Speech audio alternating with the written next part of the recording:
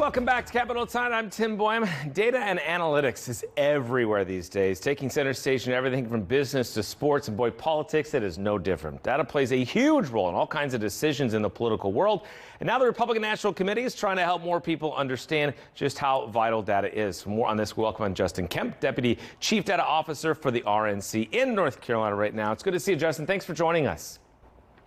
Yeah, thanks so much for having me, Tim. Absolutely. Before we get into the data stuff, tell us what you're doing here this week, obviously helping fellow Republicans. Yeah, of course. So we're having what we call our Data and Digital Boot Camp. It's a partnership with the North Carolina GOP and the NRCC. And we have a bunch of operatives from across the state and from other states nearby. We're here for 2 days to learn about data, digital technology, and how they can use that for their campaigns. Yeah, so people see commercials, they see, ads targeted them on Facebook. I don't think people truly understand kind of how fast this has come on and how important it is. Obviously, you think it's vital. It's your job. But how big is data in the political world? Yeah, it's huge. And I think when you see the ad come through on your TV, that's kind of the end product, right? And so what we're doing here is building the foundation that people can work from. And so that's what this event is training people to understand it, to be able to use it, and then to leverage that down the line. Obviously, each campaign can be different, but how big of a role does data play in those decisions? And I'll ask you further about how much it should or should not, but I mean, how much data is out there and how is it being used? How important is it? Yeah, I mean, there's tons of data, and really there's more being created every single day. The things that we do on a day-to-day basis just continue to increase that. And so really what we focus on is being able to harness that information that we do have the skills to use it, and then implementing it wisely. And for me, a lot of it comes down to just efficiencies. There's a timeline on a campaign, and how do we help these campaigns be efficient with their energy, with their time, and with their money? So the big question in a lot of professions and worlds is that versus human decision making and gut feelings and whatnot. How does that all work? Especially, I mean, sometimes I know there's a concern in some industries about overusing data or not understanding it as well too, which I'm assuming is part of the reason you're here this week. Yeah, definitely. And there's a big piece. A couple of the segments of our training are presented by political folks, because this idea of you have to take the data you have and let it inform your decisions. But you're right, you can't just take numbers on a spreadsheet and turn that into action. You have to use your knowledge of the political landscape, the experience you have as an individual. Data itself has never convinced a voter to vote. It's never won an election on its own, but it's people using that data that make the real difference. At the same time, if people aren't using that data, you're behind, you're in the dust at this point, right? I mean, it's vital to campaigns. Definitely. So what? And honestly, go ahead. I'm sorry.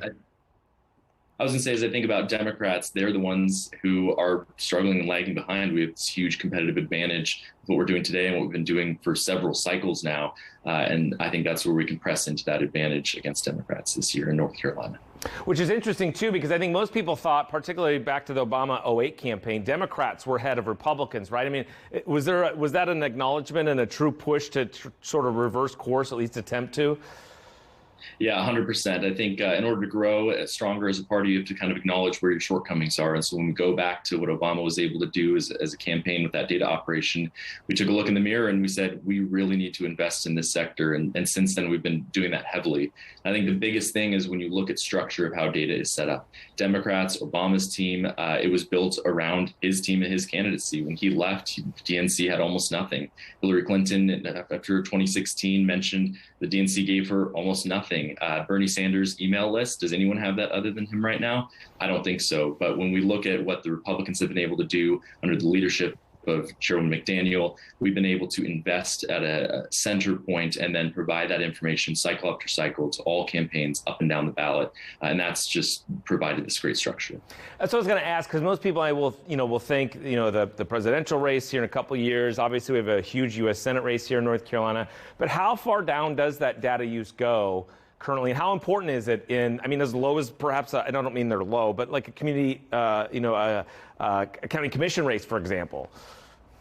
Yeah, definitely. So at the local level. And so what we do with data and what's really awesome is a lot of it is down to the individual level. And so when you're running projects in North Carolina or collecting this information, it helps everyone down to the precinct level, right down to even the census block. If you're looking at individuals, this can be used and leveraged across the board. And really, it's about stacking the efforts of different campaigns across the state. Right, we have folks at all different levels downstairs in this training right now, and a lot of those districts overlap: congressional, state legislative, like you said, county council races, and things like that. And so when they're all working in lockstep with each other, the knocks on the doors that they're getting, the phone calls that they're making, the information they're gaining is helping each other, which in turn leads to that efficiency and make sure we talk to the right voters at the right time with the right message. So for people that don't necessarily understand it totally, what are some of the most important that this data is using in your mind? I mean, is it finance? Is it messaging? Is it all about how do you use it?